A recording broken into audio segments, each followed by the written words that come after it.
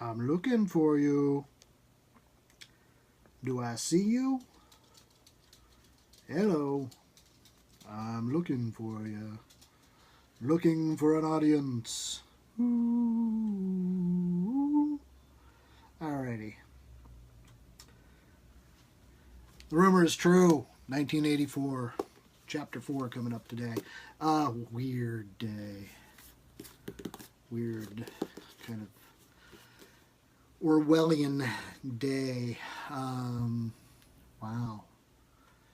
White House press is locking out CNN, LA Times, New York Times, so they can talk to sympathetic media. And sympathetic media only. That's some creepy stuff. I wonder where they got that idea.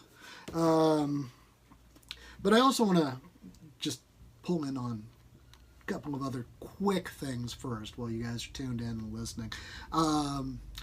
Big shout out to Scott Nicolay, the Outer Dark podcast, through This Is Horror.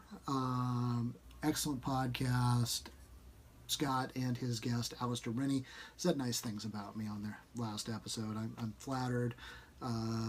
They were comparing me to one of the greats of the horror field, Carl Edward Wagner. So I want to show you something kind of cool. This is one of the treasures of my collection. This is a copy of Gods and Darkness, complete novels of Kane.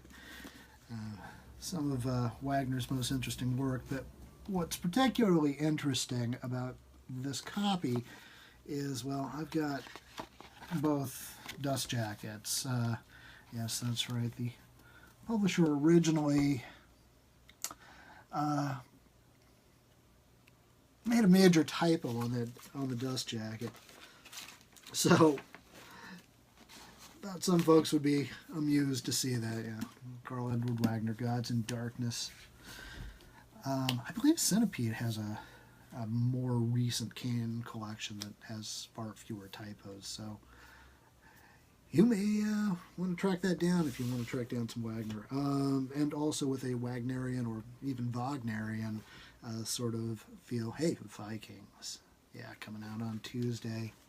Christine Morgan's The Raven's Table. This is some awesome stuff. This is kick-ass, take names kind of fiction. This is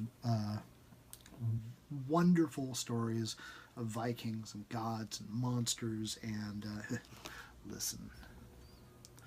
Furious clangor of battle, the harrowing singing of steel, the desperate cries of wounded animals, the gasps of bleeding, dying men, the slow, deep breathing of terrible things, trolls, giants, Dracula, waiting in the darkness, the wolf's wind howling, stalking like death itself, the carrion crows, avaricious and impatient, circling the battleground, the raven's table.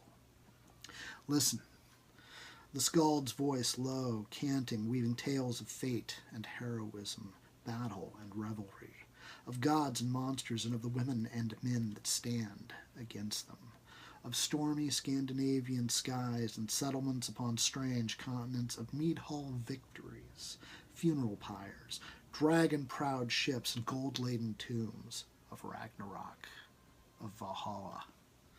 For a decade, author Christine Morgan's Viking stories have delighted readers and critics alike, standing apart from the anthologies they appeared in. Word Horde brings you The Raven's Table, the first ever collection of Christine Morgan's Vikings, from The Barrow Maid to Arkham's Horror and beyond. These tales of adventure, fantasy, and horror will rouse your inner Viking. So, there's the pitch. Order The Raven's Table. You can get it through Word Horde. You can get it through wherever better books are sold. And I hope you do check it out. Publishers Weekly said nice things about it. I like when people say nice things. Everybody likes when people say nice things. And, you know, major cool literary blurb here. Professor Michael Drought liked it. If you know Vikings, you know it's good stuff. Okay, on to 1984. I've had a little bit of a cold the last couple of days, so bear with me. I hope my voice holds out.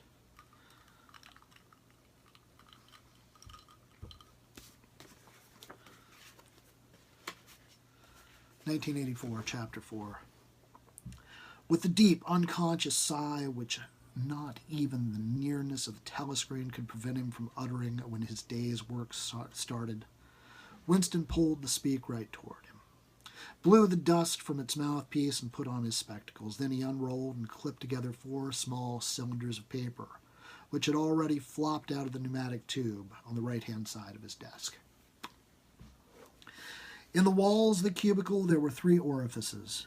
To the right of the speaker wire, a small pneumatic tube for written messages. To the left, a larger one for newspapers. And in the side wall, within easy reach of Winston's arm, a large oblong slit protected by a wire grating. This last was for the disposal of waste paper. Similar slits existed in thousands or tens of thousands throughout the building, not only in every room, but at short intervals in every corridor. For some reason, they were nicknamed memory holes. When one knew that any document was due for destruction, or even when one saw a scrap of waste paper lying about, it was an automatic action to lift the flap of the nearest memory hole and drop it in.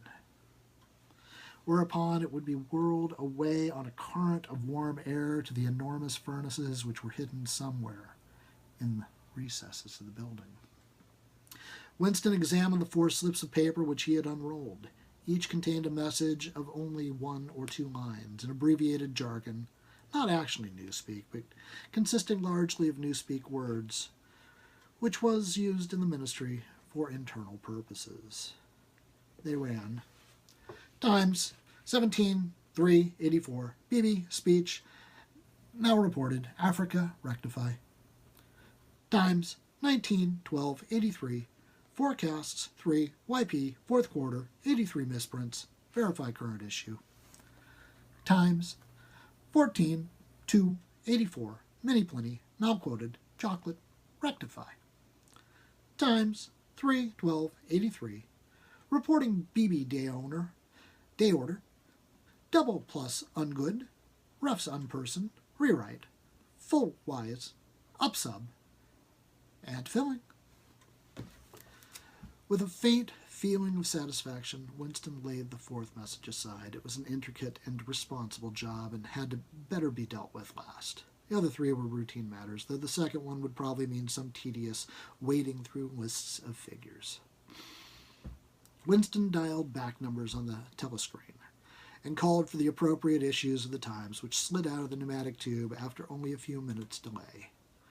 The messages he had received referred to articles or news items which, for one reason or another, it was thought necessary to alter, or, as the official phrase had it, to rectify. For example, it appeared from the Times of the 17th of March that Big Brother, in his speech the previous day, had predicted that the South Indian front would remain quiet, but that a Eurasian offensive would shortly be launched in North Africa. As it happened, the Eurasian Higher Command had launched its offensive in South India and left North Africa alone. It was therefore necessary to rewrite a paragraph of Big Brother's speech in such a way as to make him predict the thing that had actually happened, or, again, the Times, the 19th of December, had published the official forecasts of the outputs of various classes of consumption goods in the 4th quarter of 1983, which was also the 6th quarter of the 9th 3-year plan. Today's issue contained a statement of the actual output, from which it appeared that the forecasts were in every instant grossly wrong. Winston's job was to rectify the original figures by making them agree with the later ones. As for the 3rd message, it referred to a very simple error which could be set right in a couple of minutes. As short a time ago as February, the Ministry of Plenty had issued a promise, a categorical pledge were the official words, that there would be no reduction of the chocolate ration during 1984. Actually, as Winston was aware, the chocolate ration was to be reduced from 30 grams to 20 at the end of the present week. All that was needed was to substitute for the original promise a warning that it would probably be necessary to reduce the ration at some time in April.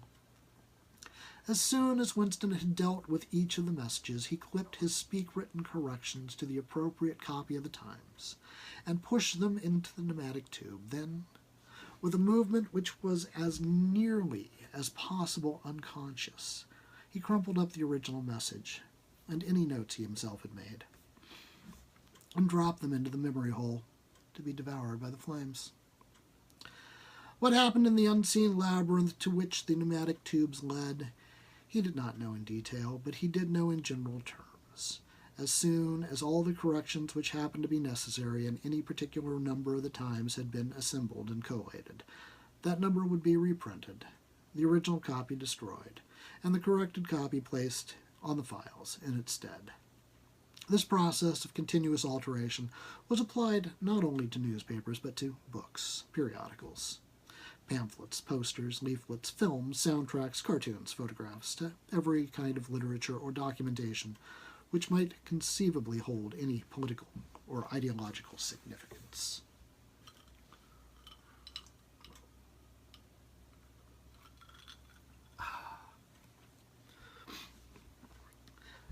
Day by day, and almost minute by minute, the past was brought up to date. In this way, every prediction made by the party could be shown by documentary evidence to have been correct. Nor was any item of news or any expression of opinion that's not good, which conflicted with the needs of the movement, ever allowed to remain on record. All history was a palimpsest, scraped clean and reinscribed exactly as often as was necessary. In no case would it have been possible, once the deed was done, to prove that any falsification had taken place. The largest section of the records department, far larger than the one in which Winston worked, consisted simply of persons whose duty it was to track down and collect all copies of books, newspapers, and other documents which had been superseded and were due for destruction. A number of the times which might, because of changes in political alignment or mistaken prophecies uttered by Big Brother, had been rewritten a dozen times, still stood on the files bearing its original date, and no other copy existed to contradict it. Books also were recalled and rewritten again and again, and were invariably reissued without any admission that any alteration had been made. Even the writer's instructions which Winston received and which he invariably got rid of as soon as he had dealt with them never stated or implied that an act of forgery was to be committed. Always the reference was to slips, errors, misprints, or misquotations, which it was necessary to put right in the interests of accuracy. I don't think my voice is holding up. I'm going to break here, and I will probably come back to you either later tonight or within the next few days, but if nothing else, next week. Thanks for hanging out in my library, where books are not being constantly written and rewritten, but are being constantly written and rewritten. You know what I mean. Thanks for tuning in.